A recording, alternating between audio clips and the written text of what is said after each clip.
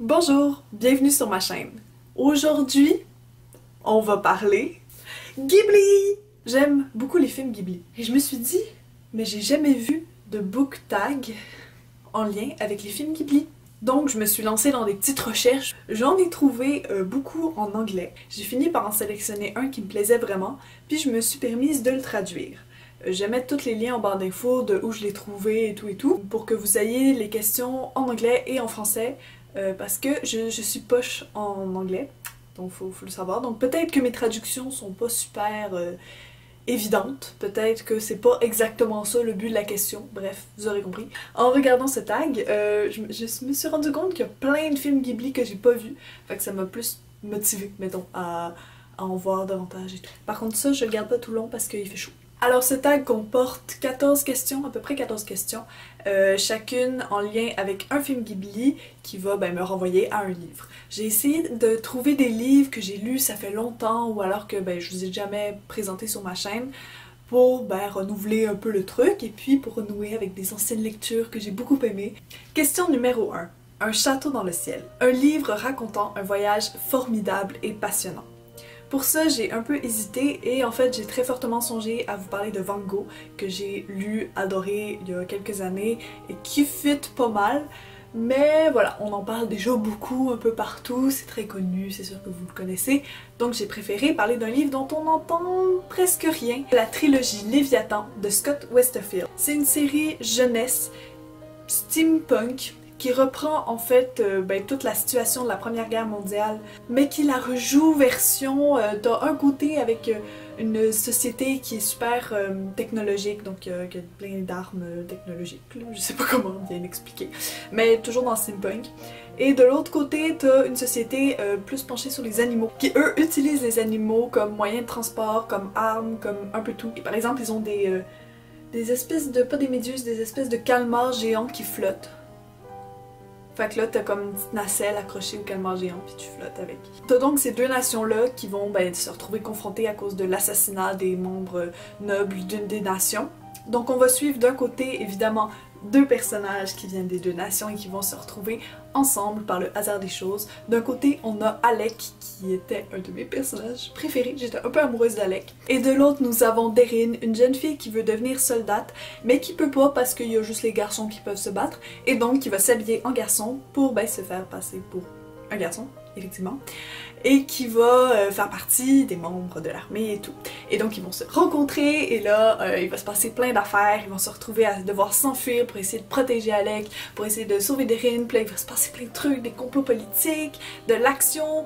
Bref, il y a de tout dans cette série, l'univers est juste malade. En plus, on s'inspire de faits historiques, fait que on dirait que ça renforce tout le truc. J'avais vraiment adoré cette série, puis je peux juste vous la conseiller.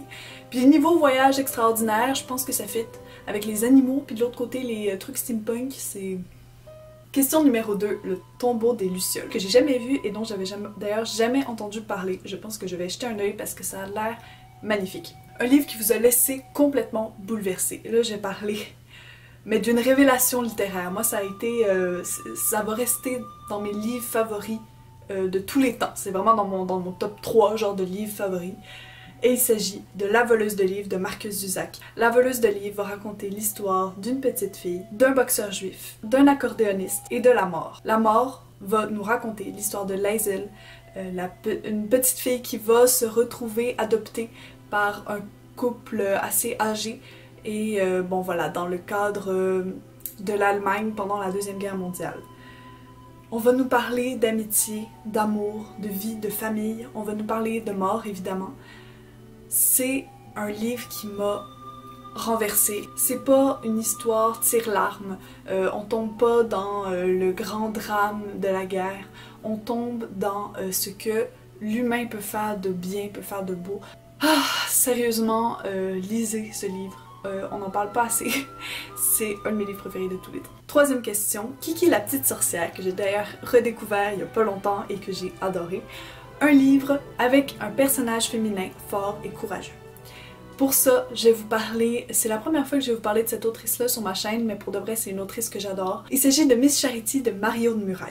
L'histoire se déroule dans la société anglaise en 1880. Miss Charity C'est une jeune fille pleine de vie, pleine d'ambition, pleine de désir pour l'avenir, qui va en fait devoir se battre avec sa situation sa situation de fille. Ça lui plaît pas, elle veut plus, vraiment. Fait qu'on va suivre en fait sa vie tout au long des pages, de son enfance à sa vieillesse. On va suivre un peu sa quête vers une indépendance. Elle veut gagner de l'argent, elle veut travailler, elle veut faire de l'art parce que c'est une artiste. Puis c'est juste un message positif, puis en même temps c'est un vrai plaisir de suivre cette jeune fille-là. C'est un livre jeunesse, fait que ça va pas, peut-être pas autant en profondeur que d'autres livres, mais c'est quand même vraiment très plaisant à lire et voilà, j'en garde un très bon souvenir en tout cas.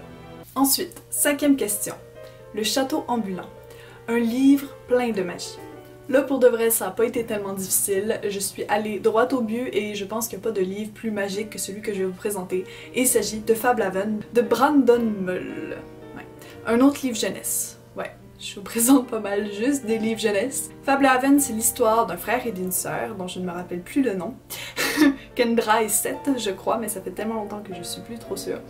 Qui vont donc se retrouver à devoir aller passer l'été chez leurs grands-parents, qui vivent en pleine campagne, un peu séparés de tout. Ces grands-parents sont les gardiens d'une espèce de réserve pour créatures magiques. Ils habitent au milieu d'une forêt qui est peuplée d'absolument toutes les créatures magiques que vous pouvez imaginer. Et ces créatures se retrouvent un peu préservées par les grands-parents qui gèrent un peu toute cette petite canaille-là. Donc le frère et la sœur vont arriver là, ils savent pas trop c'est quoi cette situation et ils vont découvrir cette magie-là un peu à leur dépens. L'utilisation de cette magie-là, de ces créatures-là est juste extraordinaire. Moi j'avais juste adoré cette série qui, je crois, est terminée en 6 tomes. Et voilà, on va là dans le tome 1, ça se situe dans cette réserve-là, mais vous allez voir, plus on avance dans la série, et plus on découvre davantage d'autres réserves qui se situent un peu partout dans le monde, mais aussi toutes les créatures qui viennent avec. Et moi, j'avais juste adoré me plonger dans la découverte de cet univers-là, de ces règles assez complexes. Question numéro 6. Les Contes de Terre-Mère, un livre dont vous attendiez beaucoup, mais qui vous a cruellement déçu. Alors là, je vais peut-être pas juste me faire des amis, je vais peut-être même me faire carrément des ennemis. Mais moi, un livre, mais qui m'a dégoûtée au plus haut point, et que tout le monde adore, ben, tous les gens qui l'ont lu adorent, et je vais encore vous parler d'un livre jeunesse, que voulez-vous? Il s'agit de La Princietta et le Capitaine d'Anne-Laure Bondou. Ce roman raconte l'histoire d'une princesse qui se retrouve à devoir être mariée un petit peu de force et qui donc va devoir s'enfuir, et à côté d'un capitaine qui lui aura comme mission de la retrouver en mer. On m'avait vraiment vendu une histoire pleine d'action, de rebondissements, avec des personnages attachants, avec une intrigue captivante, avec des pirates, avec une aventure en mer, bref. Ça avait tout pour me plaire. Et à vrai dire, en le commençant, j'étais plutôt satisfaite. J'aime bien les histoires qui se déroulent, qui ont un rythme très rapide parce que je suis une personne pas très patiente. Donc j'aime bien quand il se passe pas mal de trucs. Les personnages m'allaient correct. Plus le livre a avancé, plus j'ai été perplexe. Un peu perdue, un peu déçue. La première chose qui m'a profondément dégoûtée, c'est les personnages que j'ai trouvés pseudo-gentils. Ça arrive parfois qu'on sente que l'auteur veut rendre le personnage attachant puis gentil. Sauf que j'ai trouvé que leur gentillesse contrastait avec leurs actions. C'est-à-dire qu'ils se disaient gentils. Ils étaient tristes quand quelque chose de mal arrivait à quelqu'un d'autre, mettons. Mais ils agissaient pas gentiment. Donc ça déjà, ça me les a rendus super rapidement insupportables. Une autre affaire qui m'a vraiment déstabilisée, c'est la morale. C'est-à-dire que j'ai pas compris où le livre voulait en venir. Voilà, je cherche pas une morale super claire, genre il ne faut pas faire ça, il faut faire ça. Mais je veux dire, tous les livres ont une certaine morale. Tu sais, il faut une morale pour que le livre fonctionne, pour qu'il soit cohérent. Là, la morale, je suis comme restée perplexe parce que je comprenais pas où le livre voulait en venir. J'ai trouvé contradictoire sur certains points. Non, j'ai vraiment pas compris en fait où l'autrice cherchait à nous amener. Il y avait vraiment des actions, je regardais mon livre et je me disais mais quoi? Ça a aucun sens dans l'histoire. J'ai été un peu méchante, ne me détestez pas si vous aimez ce livre. Je comprends pourquoi, quelque part, vous aimez ce livre. Mais en même temps, je comprends pas pourquoi je suis la seule à pas avoir aimé. Si vous n'avez pas aimé ce livre, faites-moi signe parce que je me sens seule au monde. Question 7, Ponyo. que je n'ai pas vu non plus et qui m'intrigue beaucoup. Un livre de votre enfance que vous souhaitez relire. Alors moi, le livre que je vais relire, en fait, c'est une trilogie écrite par Cornelia Funke et il s'agit de Cœur d'encre, Sang d'encre et Mort d'encre. Ça va être l'histoire de Meggy et de son père, ou Maggie et son père, je sais plus si c'est Meggy ou Maggie. Et à un moment donné, il y a un mystérieux personnage qui va surgir et qui va voilà, vouloir voir son père et qui va faire ressurgir le passé de son père. Et ce personnage s'appelle Doigt de poussière, qui est en fait le personnage d'un livre, qui est donc sorti du livre. Magie! On va se retrouver plongé dans un univers à l'ambiance unique, avec des personnages sortis tout droit de différents romans, et notamment d'un roman qui s'appelle Cœur d'encre. De ce roman est sorti tout un panel de personnages et on va se retrouver plongé à la fois dans l'histoire de ce roman et dans l'histoire de Maggie et de son père qui essaient de se tirer de cette petite affaire. Vraiment, moi je me rappelle juste de l'ambiance du roman Cœur d'encre que j'aurais tellement aimé le lire. Ce roman a l'air tellement cool pour de vrai. Donc je parle du roman dans le roman. C'est un roman à l'ambiance médiévale, magique, avec des personnages comme Doigt de poussière qui font surgir le feu de leurs doigts, ou d'autres personnages qui sont funambules, ou chanteurs, ou magiciens, ou bref, c'est vraiment une espèce d'ambiance unique que j'ai jamais retrouvée ailleurs et après, et qui m'a tout simplement fait rêver toute mon adolescence. J'ai vraiment très envie de redécouvrir cet univers-là, ces personnages-là que j'avais tellement aimés. Ensuite, question 8, La colline aux coquelicots. Un livre plein de mystère et d'amour. J'ai d'ailleurs jamais vu La colline aux coquelicots non. Pour ça, j'ai vraiment rushé. En fait, j'ai pas vraiment trouvé de livre qui fit totalement avec amour et mystère. Donc je vous en ai sélectionné un qui marche plus avec humour et mystère. Parce qu'en fait, à la base, je voulais parler du jeu de l'amour et du hasard de Marivaux, qui fit quand même vraiment. Mais j'aime pas Marivaux. Je trouve ça pas drôle, je trouve ça plat, donc j'ai pas envie de vous le conseiller, tout simplement. Donc je me suis dit, c'est quoi un truc dans le genre de Marivaux? Et là, j'ai pensé tout de suite à Beaumarchais. Beaumarchais, sérieusement. Lisez Mariage de Figaro, Barbier de Séville, c'est les deux meilleurs. J'adore Beaumarchais.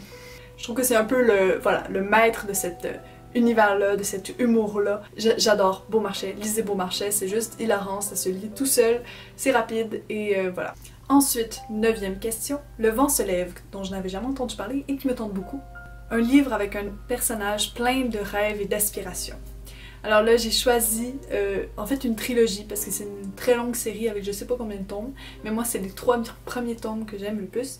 Donc il s'agit de Les Chroniques du monde oublié, non je me rappelle plus exactement du nom des chroniques. Terre natale, terre d'exil et terre promise, qui suit l'histoire de Driz, qui est un elfe noir né sous la surface avec d'étranges yeux lavande. Cet elfe noir est très différent de ses semblables. Les elfes noirs c'est vraiment des êtres genre ultra démoniaques qui aiment torturer, voler, piller, bref, ils vivent sous la surface, ils aiment pas la lumière, c'est des méchants. Et Driz, lui, au milieu de ce peuple-là, ben lui, c'est plus un gentil, fait qu'il aime pas trop les complots politiques puis les trucs mauvais. Il y a quelque chose de bon en lui, puis il se sent différent des autres. Donc on va suivre toute son épopée. On se retrouve dans un monde de fantaisie pur et dur avec justement des elfes noirs, des gobelins, des humains, des elfes. On se retrouve avec toute cette petite panoplie classique là.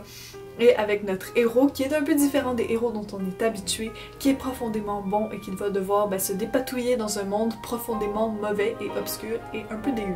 Il y a beaucoup de pensées philosophiques parce que Driz est un personnage qui va évoluer tout au long de l'œuvre et qui va beaucoup réfléchir sur sa vie, sur lui. C'est ça qui fait d'ailleurs qu'il est différent. Il s'autocritique, il réfléchit à sa manière d'agir, de vivre.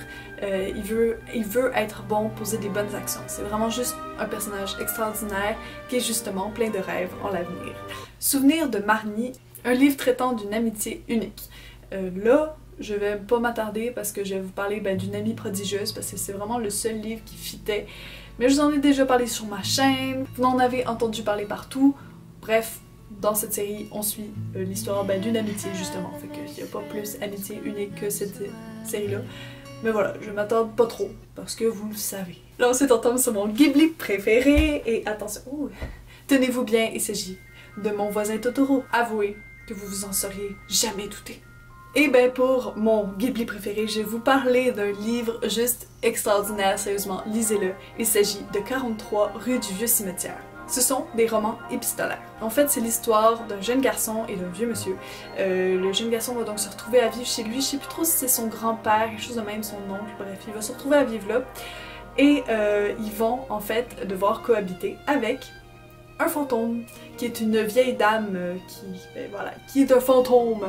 Donc dans cette maison-là, 43 rue du Vieux Cimetière, et la manière de communiquer avec ce fantôme-là, ben, c'est d'écrire des lettres. Fait qu'on va voir un peu les échanges entre cette vieille dame, le jeune garçon, le vieux monsieur, et c'est vraiment juste une lecture super légère, super qui feel good, ça te fait te sentir bien quand tu lis ça, tu le termines, tu souris, tu as juste envie de le recommencer.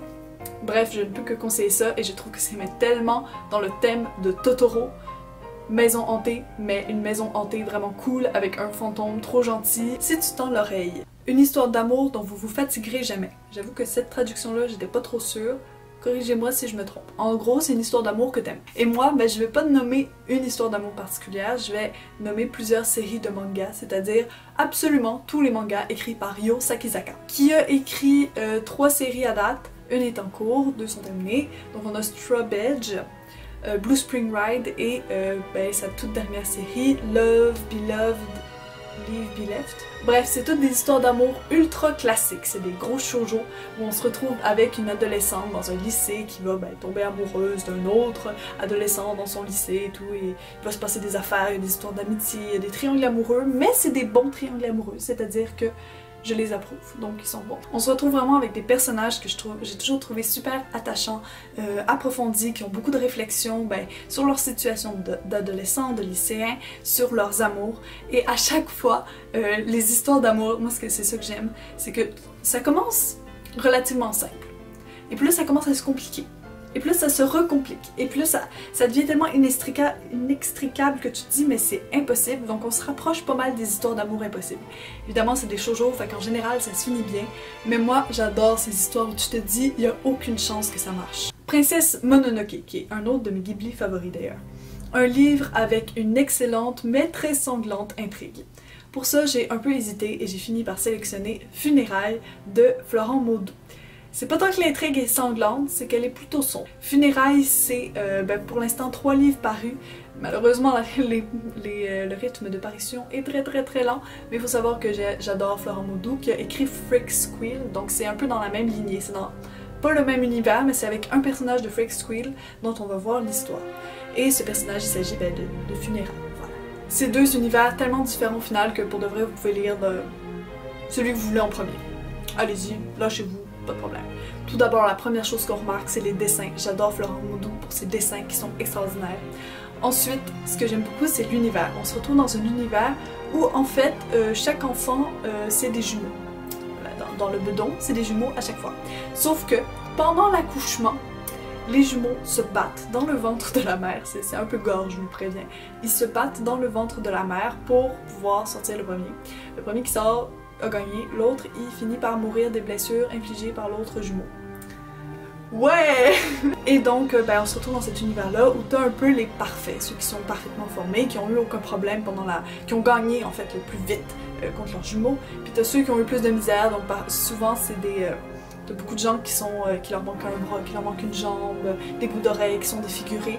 Et on va se retrouver avec eh ben, 2 jumeaux qui vont pas se battre, qui vont tous les 2 naître en parfait état. Il y a une espèce de prophétie qui dit que les jumeaux qui vont naître tous les 2 quand il y a des jumeaux, ça va un peu créer la fin du monde. Voilà. Donc la mère elle panique un peu et elle s'arrange pour qu'un des 2 jumeaux soit tué. Sauf que évidemment ce n'est pas si simple, ce jumeau survit, il va être adopté, il va survivre et grandir à part. Et voilà, on va suivre l'histoire de ces 2 jumeaux-là, dont l'un d'eux, on s'en doute bien, est Funérailles. C'est vraiment un monde plein de complots politiques assez complexes, qui se retrouve en pleine guerre, qui est, voilà, dévasté et tout. J'ai un peu de mal, je vous l'avoue, à suivre les complots politiques. Surtout vu le rythme de parution, il faudrait que je relise à chaque fois les 3 premiers pour suivre le rythme. Mais bon, pas trop pire. Pour de vrai, je pense que c'est surtout les personnages qui nous font suivre l'histoire. Je suis plus l'histoire pour les personnages, puis pour l'univers d'ailleurs, moins pour les complots. Voilà, mais c'est bien, c'est très bien. Le Royaume des Chats, que j'ai d'ailleurs réécouté récemment, et qui est quand même vraiment moins bon que dans mon souvenir. Je suis désolée pour ceux qui l'aiment, mais c'est pas Moi c'est pas mon préféré. Il y a pas de musique avec la petite tune qui rentre dans la tête en plus. On cherche donc un livre avec des animaux qui parlent. Là je vais vous parler d'un livre qui a été un coup de cœur mais il y a genre... ça fait vraiment longtemps. Il s'agit donc de La Maison Penchée de Cathy Appelt. Un jour il est devenu un peu introuvable et ça je trouve ça trop triste parce que je me rappelle avoir eu un méga coup de cœur pour cette histoire. On se retrouve en Louisiane. Dans cette Louisiane, on a une maison penchée avec un vieux garde forestier qui s'est juré de tuer le crocodile géant. Sauf que c'est un alligator géant, je ne sais plus en tout cas. Voilà, le reptile géant, mais quand je dirais géant, c'est genre il fait 30 mètres, qui habite quelque part dans les marécages et tout. Donc il s'est promis de tuer lui. T'as son chien qui reste toute la journée attaché au pied de la maison. T'as bon, le crocodile géant, t'as voilà, plein d'animaux un peu éparpillés partout par là. T'as une chatte qui va se retrouver à être abandonnée dans cette forêt-là par ses maîtres parce qu'elle est enceinte puis elle va avoir plein de petits chatons. Donc on va suivre tous ces animaux-là qui vont un peu nous raconter leur histoire. À mon souvenir, ça sonnait comme un conte. J'étais vraiment tombée en amour avec tous ces personnages-là qui vont avoir un contact sans en avoir nécessairement, qui vont jouer l'un sur l'autre et puis oh, j'avais vraiment juste adoré. C'était le Studio Ghibli Book Tag. J'espère que ça vous aura plu, ça aura permis, en tout cas moi ça m'aura permis de me donner plein d'idées de films à regarder bientôt parce que il faut que je fasse ma culture Ghibli parce que je peux pas continuer à dire que je suis fan de films Ghibli sans en avoir vu la moitié. Dites-moi, vous, c'est quoi les livres qui fit en commentaire? Dites-moi quel est votre Ghibli préféré surtout. Je mets en description les questions du tag. Et voilà, répondons Ghibli, répondons l'amour de Ghibli. Et puis je vais vous dire à la prochaine. Au revoir.